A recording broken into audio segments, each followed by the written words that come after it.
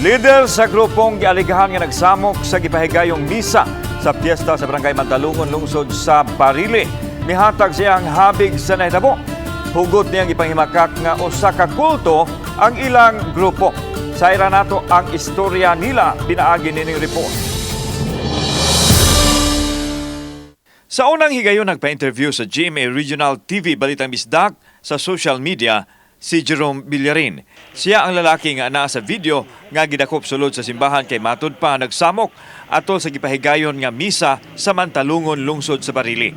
Nakagawas na siya human nakapiyansa sa kaso nga gipasaka kaniya ngadto sa MTCC Barile.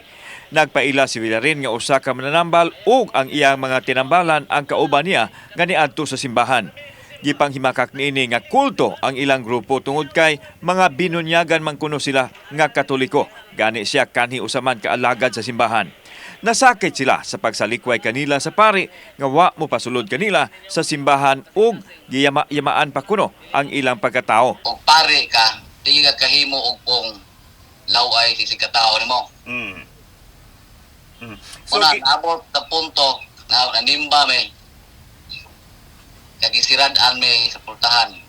Kung nakita na sa video, sir? Yeah. Oh. Primero na, gisirad-an may diya na gawas ng luhod. Nakita niya, sir? Yes.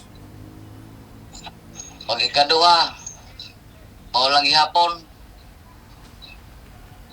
nga si iyaming abugon. Dili lang kuno kini, kausa ka higayon na hitabo, busa na hitabo ang pagsaka sa ihang tingog sulod sa simbahan apan giklaro niya nga wa pa magsugod ang misa ni adtong tungura. Usa naka-trigger ato sir nga medyo ni taas imuhang tingog? Tugon na silang gibuhat, sir, nga istoryas pare. Nga di may pasimbahon.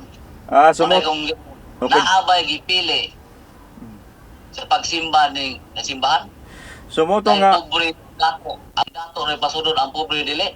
Giklaro ni Villarin nga walay ngalan ang ilang grupo kay sila pulos mga Katoliko. Gipang himakak niini ang pasangil kaniadto nga iyang gipamuak ang mga imahin sa ilang Pinoyanan.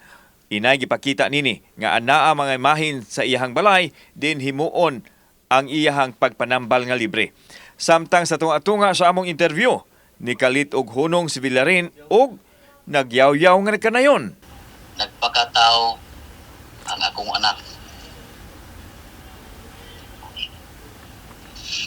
Itugyan ako ang akong anak para pagluwas sa mga sako. Humani ini, natumba siya sa iyang gilingkuran. Kung saan itabo, sir? Pwede ni mo isa-isay on sa ito itabo? Huwag ko masayod. Sapong naghihatag sa man kay ako. Nakato. Ang amahan nagpagkatao ni Sulod ng Lawasa. Giklaro usab ni ini nga wa siya diferensya sa pangisip. Nga pasen kuno og nakay diferensya sa pangisip. Kumusta sir? Atong klarohon. Mas maayo na ang iyana, sir, nga mismo ari onyo din aron masayod mo.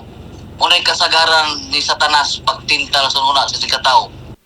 Samtang padayon ang pagsuporta sa mga followers kang Villarin, gani ang uban ni tuyo pa pag-anhi sa GMA aron magpa-interview aron pagdipinsa sa ilang leader. Dili si Jerome ang among gianhi pag-support, dili ang Diyos Amahan. Kato siya dili to Diyos Amahan ang nisulod, ang hari to nga isog sa laing planeta. Kay daghan man hari nga mosulod sa iya, explain ako nga katong hari isugon gito siya. Samtang gihuna-huna pa sa grupo ang paghimo og kontrademanda batok sa nagdakop kang Villarin. Wa pa usab magpa-interview ang pari sa Mantalungon nga nagpadakop kang Villarin apan miluwat na og pamahayag ang tigpamaba sa Archdiocese sa Sugbo, Monsignor Joseph Tan, mahitungod sa isyu. Kauban si Clover Lumayag ug Rod Prado. Ako si Alan Domingo. Balitang Bisdak.